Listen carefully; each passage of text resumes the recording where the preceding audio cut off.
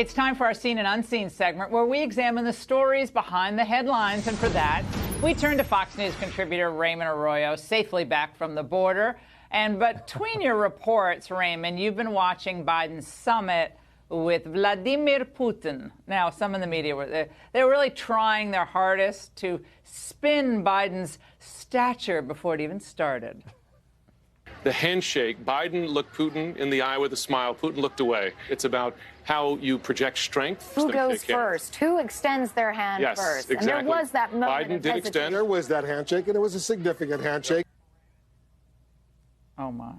Look, objectively, Biden had a very shaky week, as you've been pointing out. He's been focused on side issues, confused often. He's lost his way both physically and otherwise.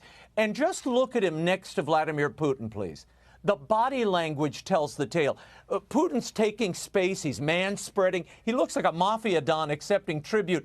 Biden is physically shrinking. He looks like he's waiting for the family to pick him up at the home. I mean, he's sheltering in place. But this is what happens. When the stakes are this high, you can't let this happen in public.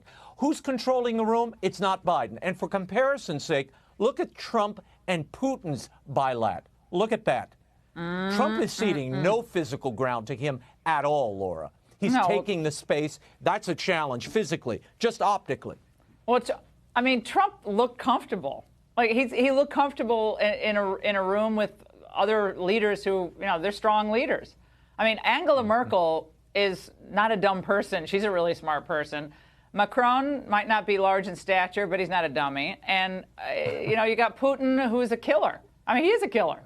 I mean that in just the nicest of ways, of course. The curious thing, speaking of killer, I mean, there was a moment where Putin was tickled, and it's when Russian security rushed in and hassled the American press corps. They were screaming. Biden is genially taking it in. He's smiling, no sense of alarm or distress.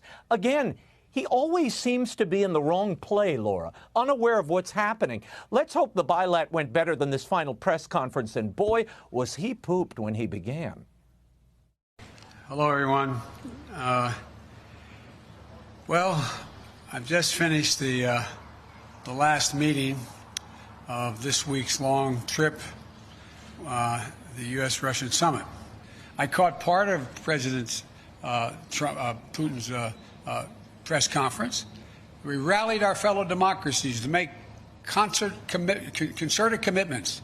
When I talked about the pipeline that cyber hit for $5 million, that ransomware hit in the United States. If in fact they violate these basic norms, we will respond. Cyber. He knows. In the cyber way. What next? What is going to happen next is we're going to be able to look back, look ahead. I love the Trump flashback. I saw Putin's presser.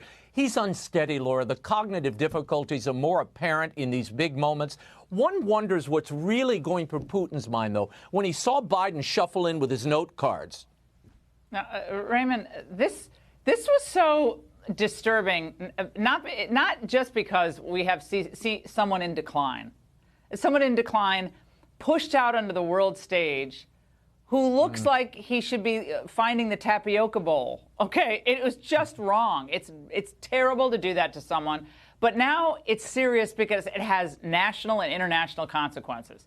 This is really serious. And the Democrats were irresponsible in nominating him to be president of the United States. Everyone knows it. They're not going to say it. They all know it. It's a joke. At one point, he said foreign policy is a logical extension of personal relationships. No, it isn't. Foreign policy is the extension of soft and hard power and values. And that takes might and strength.